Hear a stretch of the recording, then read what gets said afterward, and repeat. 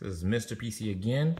We have the Mac Pro from earlier. I think it's a 2009 or 2010 Mac Pro. We did the 1 terabyte SSD upgrade. Had the RAID card, which we removed because we didn't need it because the person wasn't using RAID. That RAID card was damaged anyway.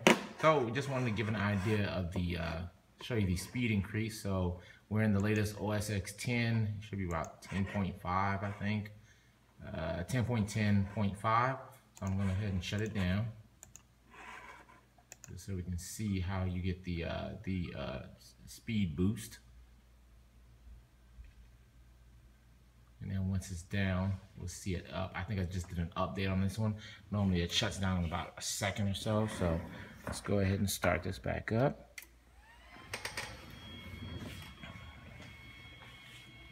And then we'll start once it actually comes in.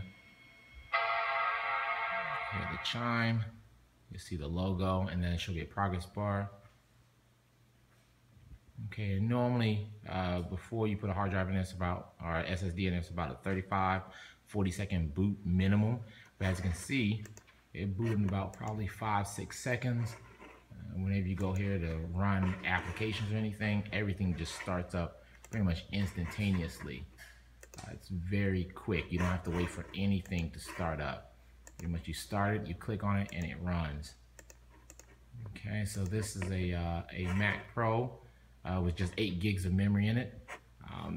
So if you have one of these units, they're very, very good machines. They don't come with slow processors or anything.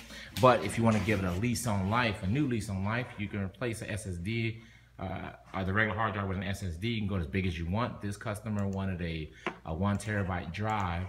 And as a result of it, pretty much got a brand new machine with excellent hardware. Anyway, it's Mr. PC, 218 or 803-218-9163. Call MrPC.com.